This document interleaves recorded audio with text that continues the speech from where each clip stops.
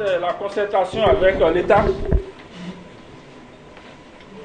Concertation avec l'État. Le deuxième, concertation entre les familles d'acteurs. Et le troisième acquis, c'est mécanisme de fixation des prix.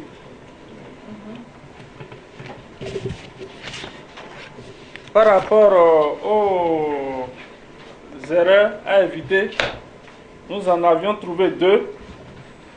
La première erreur, c'est d'éviter d'exclure des familles d'acteurs dans la création des interprofessions. Je parle et éviter d'exclure des familles dans la création des interprofessions. Des familles d'acteurs, des familles professionnelles. Et la deuxième erreur, c'est d'éviter de créer les interprofessions sans définir les stratégies propres de mobilisation de ressources.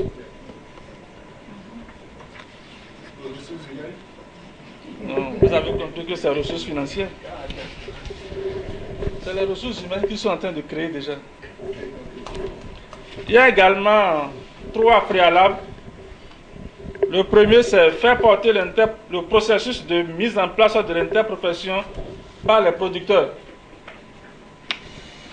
Je me suis trompé, c'est pas 3, mais 4. Comme autre préalable, c'est une meilleure organisation des familles d'acteurs professionnels de la filière.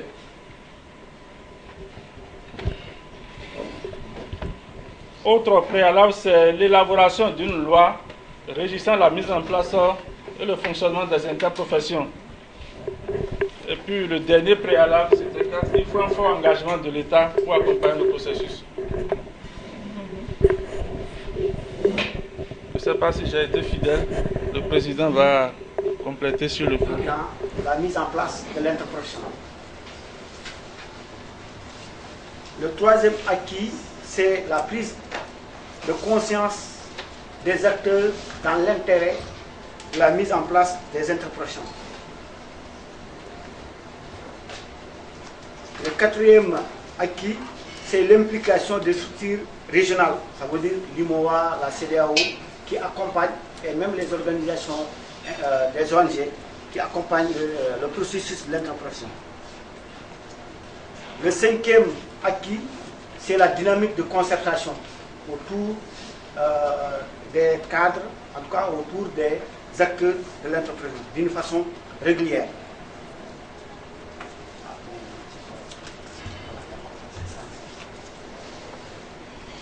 Le sixième acquis, c'est qu'on a constaté que dans les interprofessions, les producteurs sont majoritaires. Ça veut dire que c'est eux qui tirent, c'est eux qui sont impliqués en premier lieu et qui tirent l'interprofession.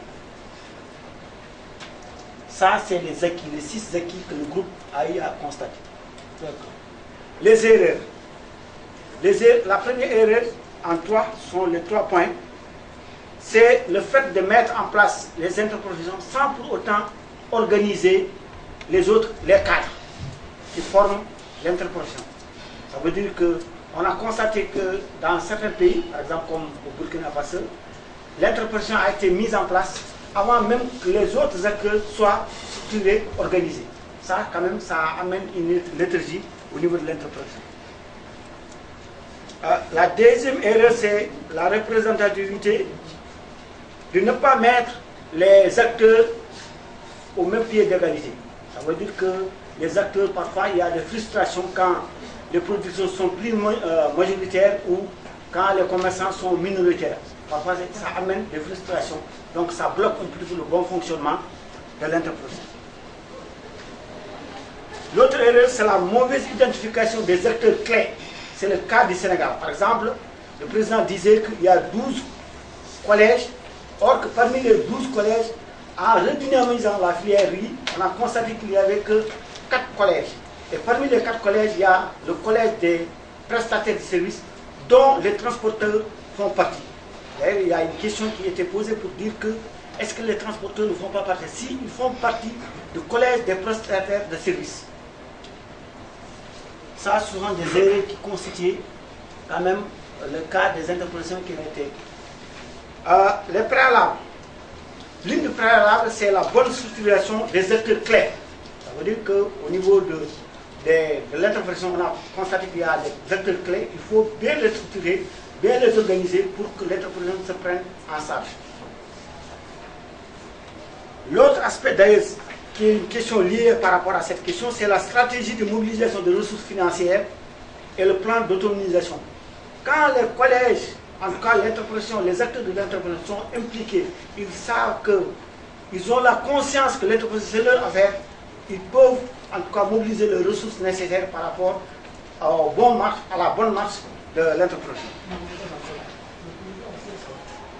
L'autre état, c'est l'État comme accompagnateur, non comme élément, en tout cas élément de membre de l'interprétation. L'État doit en tout cas accompagner l'interprétation sur le plan juridique, créer un cadre, sur le plan financier, peut-être s'il y a des ressources nécessaires, et sur le plan même, peut-être sur le plan même du capital, sur le plan financier, au niveau du départ, impulser en tout cas l'idée. Ça, pour nous, c'est un préalable. L'autre aspect, c'est ce qu'on est en train de faire, c'est la capitalisation des bonnes pratiques et le partage. Ça, c'est, pour nous, c'est en tout cas un préalable qu'il faut. Et une meilleure collecte de données concertée, surtout les statistiques, les données agronomiques.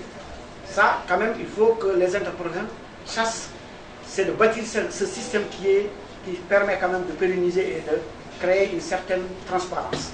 Merci. Merci. Ok, merci beaucoup. 12. Voilà. Le premier, c'est la volonté politique. On voit qu'il existe dans les différents pays de part et d'autre une volonté politique d'accompagner la mise en place des interprofessions. Il y a aussi le changement de comportement des acteurs. Une volonté affichée de vivre en groupe et de lutter pour la même cause. Troisièmement, la fixation et respect du prix du riz par les acteurs. Un prix uniforme. La forte capacité de transformation. Une meilleure organisation. La structure ou bien c'est du transformation du riz? Des unités de transformation. Voilà. Meilleure organisation des acteurs. L'existence d'un environnement institutionnel favorable. Il existe par exemple la loi sur les interprofessions. Il y a le respect des cotisations.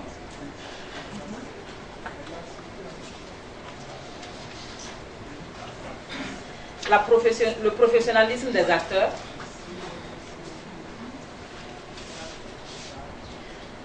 La forte concertation entre les acteurs.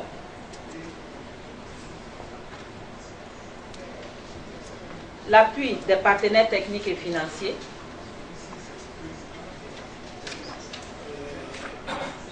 L'expérience de vie associative, en vie associative. Et enfin, la forte capacité de négociation auprès des décideurs. Pour ce qui est des erreurs, il y a le faible respect des contrats, c'est ressorti dans les présentations ce matin. Le mauvais ciblage des acteurs. Il faut cibler les vrais acteurs pour la mise en place des interprofessions et non des acteurs occasionnels. Je le dépose.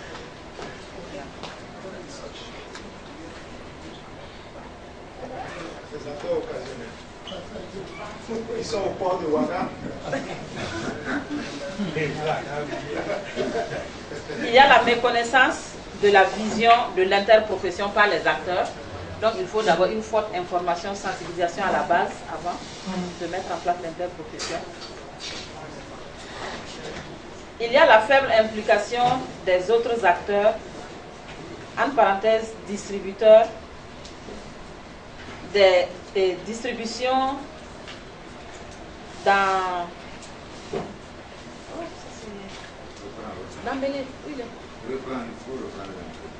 Ok. Faible implication des autres acteurs. Distribution des postes équilibrés en stratégie entre les acteurs.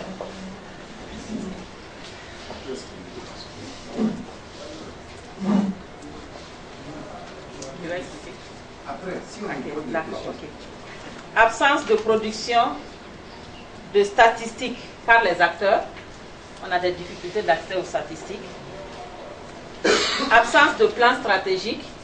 Il faut avoir un plan stratégique sur une certaine période donnée, quitte à les définir après un plan d'action annuel. L'absence de manuel de procédure.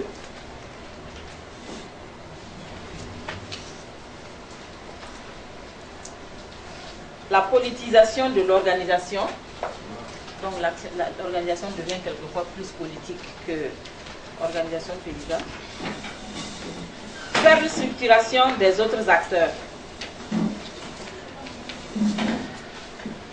Forte dépendance au fonds extérieur. Pour les préalables, il y en a 4. Il y a l'existence d'un cadre institutionnel. Il faut d'abord penser à bien mettre en place un cadre institutionnel. L'existence d'au moins 2 familles d'acteurs, dont les producteurs.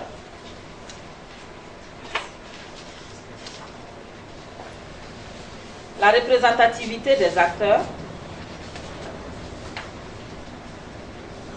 Et enfin, une meilleure compréhension des acteurs, une vision partagée sur l'interprofession. Donc voilà donc ce qui est des travaux du groupe 3. Nous avons relevé 7 acquis, 3 erreurs et 3 préalables, principalement. En ce qui concerne le premier acquis, nous avons identifié qu'il existait une volonté qui s'est accompagnée de plusieurs initiatives d'accompagnement des OIP par les États, les institutions régionales et aussi les autres partenaires au développement. Deuxième acquis, encadrement technique et légal des OIP, les organisations interprofessionnelles. Troisième acquis, la capacité de plaidoyer des OIP. Quatrième acquis,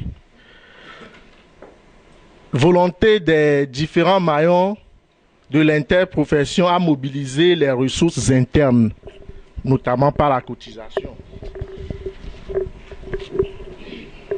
Nous avons noté aussi qu'il existait des mécanismes de concertation, notamment sur la fixation des prix.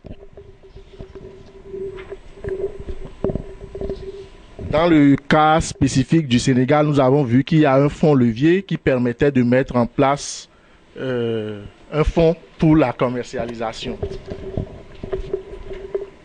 Et enfin, pour les acquis, nous avons noté aussi un engagement des acteurs à se professionnaliser. Et cela s'est remarqué surtout par la création de différents maillons au sein de l'OIP, sa restructuration et aussi les mécanismes de prélèvement. Nous avons noté aussi que parfois il y a les OIP qu'on installe alors que les maillons qui constituent l'OIP ne sont pas encore fonctionnels, n'ont pas une organisation très concrète. Nous avons noté aussi qu'il n'y a généralement pas de limitation du nombre de maillons de l'OIP.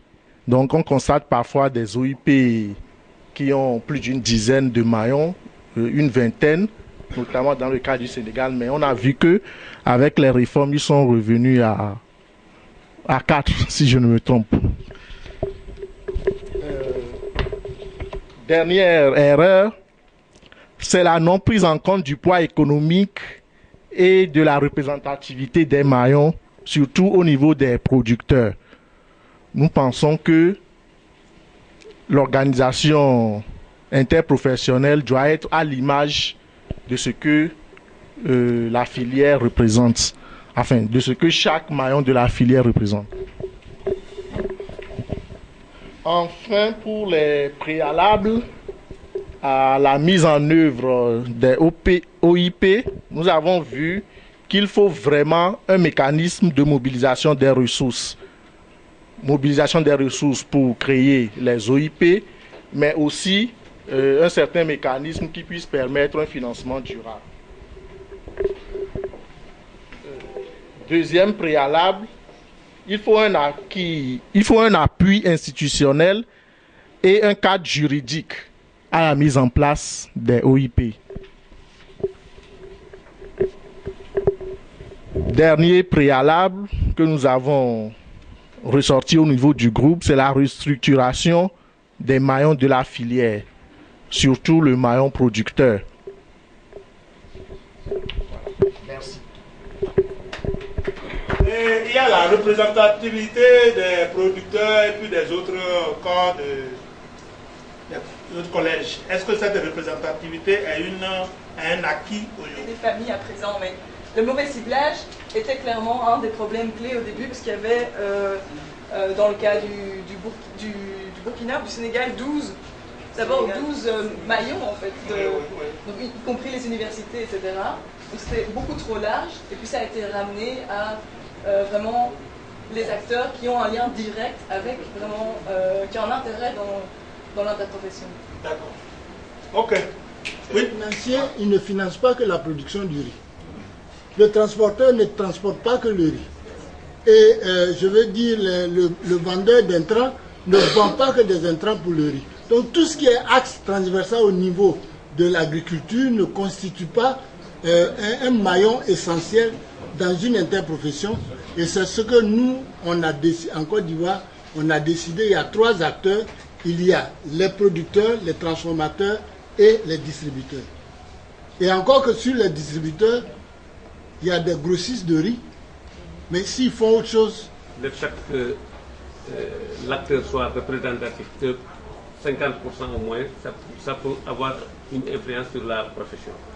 Par exemple, nous au Sénégal, aujourd'hui, les décortiqueurs, ils décortiquent à peu près 60% de la production n'étaient pas inclus dans le collège des transformateurs. Mais quand on a réformé, on les a inclus dans le collège des transformateurs. Les décortiqueurs, non seulement on les a inclus pour que le volume y est, mais on les a inclus parce qu'eux, ils décortiquaient le riz comme ils voulaient. Il n'y avait pas de triage, il n'y avait rien. Donc on les a inclus pour vraiment plus les sensibiliser pour qu'ils puissent faire du riz comme le feraient les Donc même, il y a même des industriels qui signent des contrats avec eux, ils font le premier décortiquage, ensuite l'usinier fait le deuxième décortiquage et le triage. Maintenant, concernant les fournisseurs, par exemple, nous dans la vallée du fleuve Sénégal, nous trouvons des grands fournisseurs qui ne font presque que l'urée, que le DAP, qui entrent vraiment dans la production de riz. Quand on regarde leur activité, plus de 60% ou 110% vont vers le riz. C'est pourquoi on les a pris comme collège de producteurs. Maintenant, avec une représentativité beaucoup moins importante que celle des producteurs et des transformateurs. D'accord. Est-ce que ça aussi c'est un acquis aujourd'hui, que tous ces décideurs ont internalisé le fait qu'il faut promouvoir les interprofessions? Est-ce que tu... Oui, mon frère, on peut considérer que c'est un groupe d'acquis?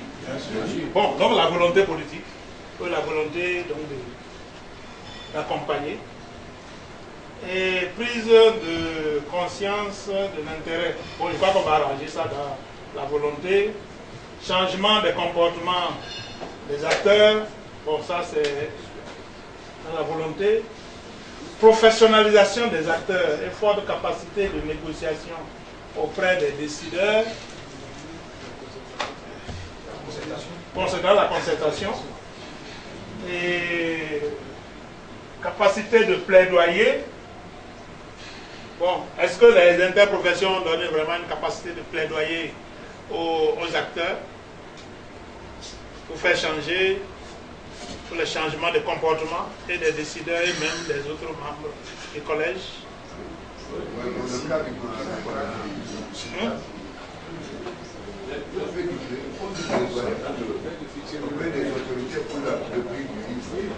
Oui, ils font des plaidoyers pour le riz, mais on a vu même au Sénégal aussi, ils ont fait les plaidoyers pour arriver à la mise en place des incitations, coupler les achats de tout ça. Bon, donc c'est important. Donc vous êtes devenus des grands plaidoyeurs, surtout qu'on vous accompagne. Votre capacité de transformation, bon, est-ce que c'est l'interprofession qui a généré ça? Non, ça c'est beaucoup hier.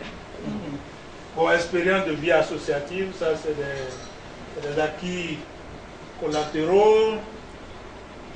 Ça, on n'a même pas le moyen de vérifier, ça c'est réglé. Ok. Et ici, respect des cotisations et volonté des différents. Oui, ah oui, respect des cotisations. Ah. Bon. Est-ce que c'est un acquis? Mais on sait que le Sénégal, le Syrie, la cotisation est 10 millions annuels. Donc vraiment, nous avons trouvé ça un acquis. Oui. Ah. Pour le cas du Sénégal, c'est un acquis. Oui. Mais pour le cas des deux cas qu'on a écoutés. Mais on a écouté deux cas. Le premier cas, c'est le Syrie Sénégal. Le deuxième, c'est le CIRD. Oui. Et même, ils cotisent différents acteurs. Oui. Si eux, ils cotisent 10 millions, eux aussi, ils cotisent. Mais ça va venir, pas, ça ne vient pas d'un coup. Comme ça, capitaliser, c'est un acquis, Souley. Voilà. En tout cas, au niveau des organisations de producteurs, Oui.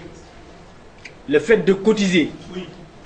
annuellement, ou je ne sais pas, ils le font, déjà. C'est un acquis. Mais maintenant, il faudrait quand même qu'on puisse cultiver cela. Exactement. Moi, dans mon organisation, au niveau du CNCR, il y a des membres qui sont dans la salle. Nos congrès, il n'y a aucun bailleur qui finance ça. Les éleveurs amènent des taureaux. Cette année-ci, on a amené 4 taureaux, les éleveurs. Les autres amènent le riz.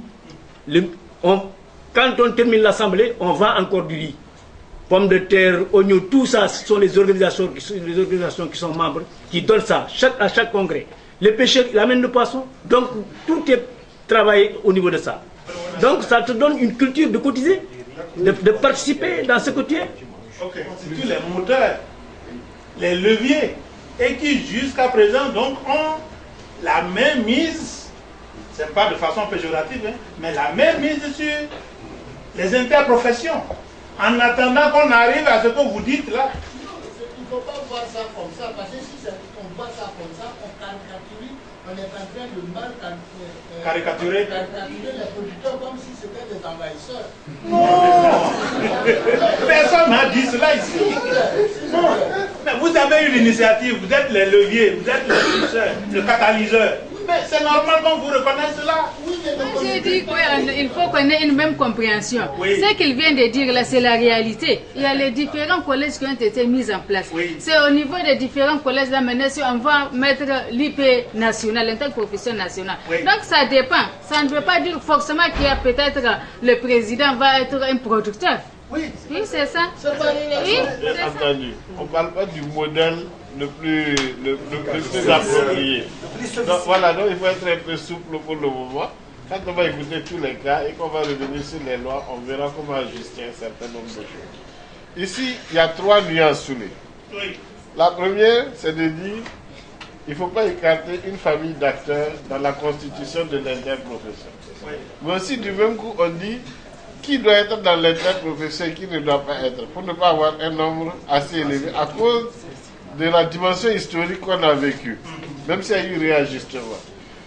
Troisième chose, c'est le rapport de pouvoir entre les familles dans le conseil d'administration. C'est 3 choses qu'on est en train de traiter en même temps. Mais donc peut-être que c'est bon que tu fasses une synthèse et qu'on tire ça comme des enseignements, des erreurs à éviter. C'est-à-dire qu'il faut faire un équilibre de pouvoir au sein du conseil pour éviter les frustrations. Bon, je crois que ce qu'on fait l'ensemble d'autres erreurs, mauvais ciblage des acteurs, je crois que c'est déjà dans la représentativité, non-limitation des nombres, absence de production, faible respect des contrats. Bon, ça, je crois que c'est pas grave. Il y a des instances pour régler ça, absence de plan stratégique. Ça, c'est des éléments qui assurent déjà le fonctionnement. Mais pour qu'on ait quand même une bonne interprétation, c'est les 2 grandes erreurs qu'il faut éviter pour ne pas... Ici, il y a méconnaissance de la vision et mission de l'interprofession par les acteurs. Donc ça, c'est quelque chose peut-être d'intéressant de savoir à quel point les acteurs dans l'interprofession, mais aussi les membres des différents maillons connaissent la vision et la partagent, connaissent la mission. C'était quelque chose qui était par le groupe 3 qui, moi, m'interpelle et je me demande quel est le cas ou comment est-ce que les autres groupes réagissent par rapport à ça.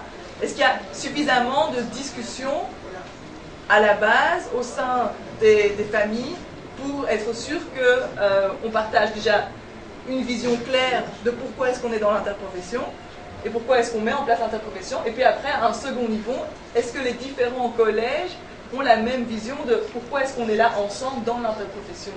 Donc, je trouve ça un point intéressant.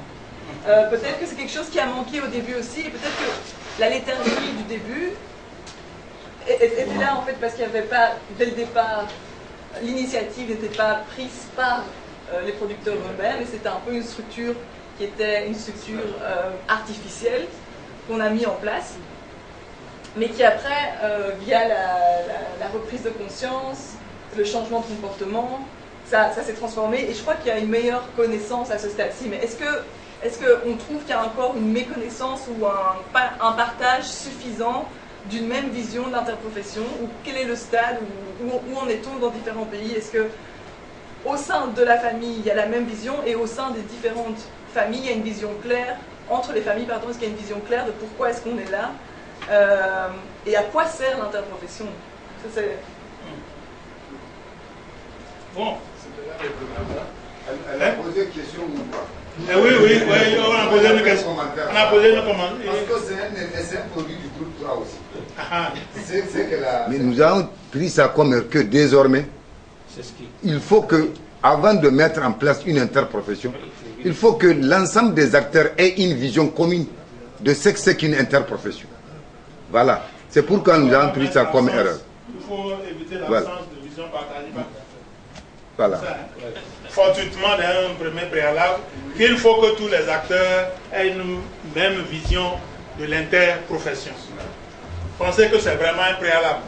Oui, vraiment. Dans mon explication, je suis rentré directement dans les préalables. Oui, non, maintenant on veut savoir si c'est vraiment un préalable ou pas. C'est un préalable. Il faut que tout le monde comprenne avant de venir. D'accord. Ok. Et ensuite, on dit faire porter le processus de mise en place d'interprofession par les producteurs. Bon. Si on dit ici que ce n'est pas un préalable,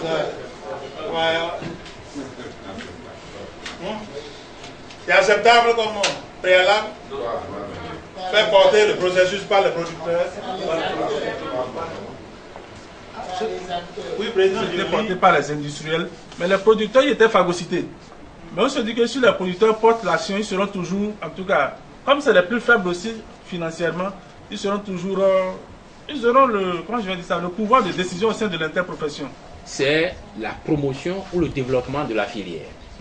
Bon, en tant que tel, quand on parle de filière, il y a la production, il y a la transformation, il y a la commercialisation, et puis il y a les prestataires de services. Bon, à partir de ce moment, nous ne pouvons pas nous regrouper ici et dire que c'est les producteurs qui constituent le collège le plus important.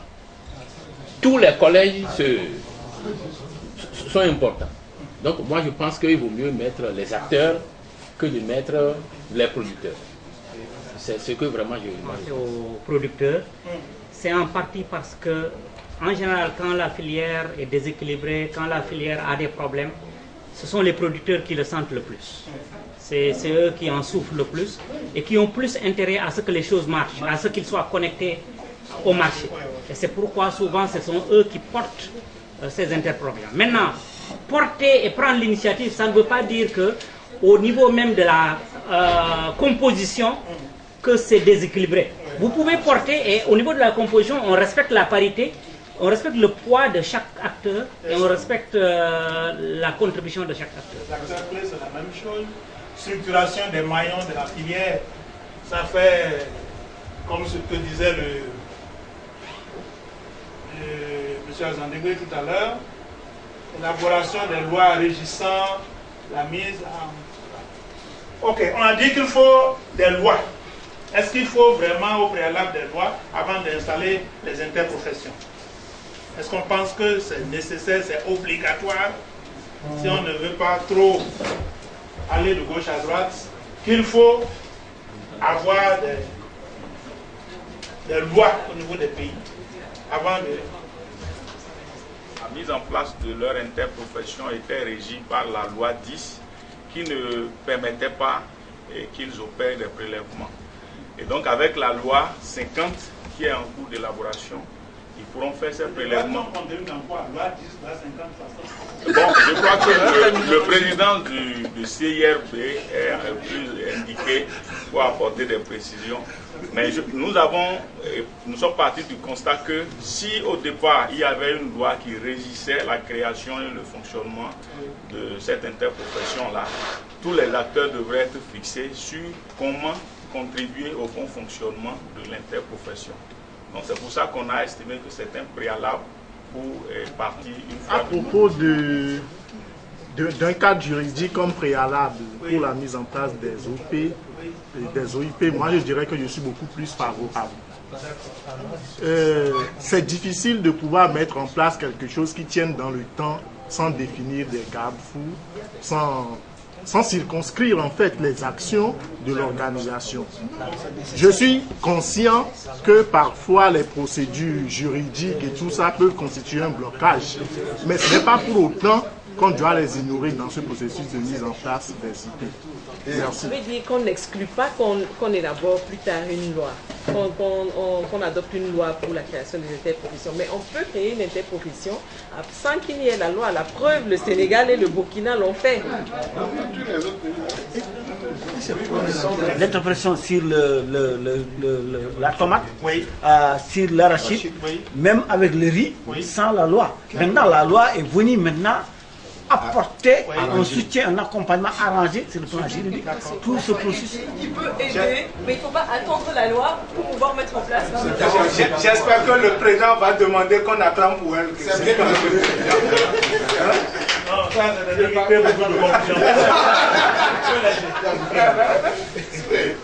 C'est comme en mathématiques. Oui. C'est une condition importante. C'est ce que ça veut dire. D'accord, il y a compris. Bon, on dit aussi qu'il faut au préalable un fort engagement de l'État.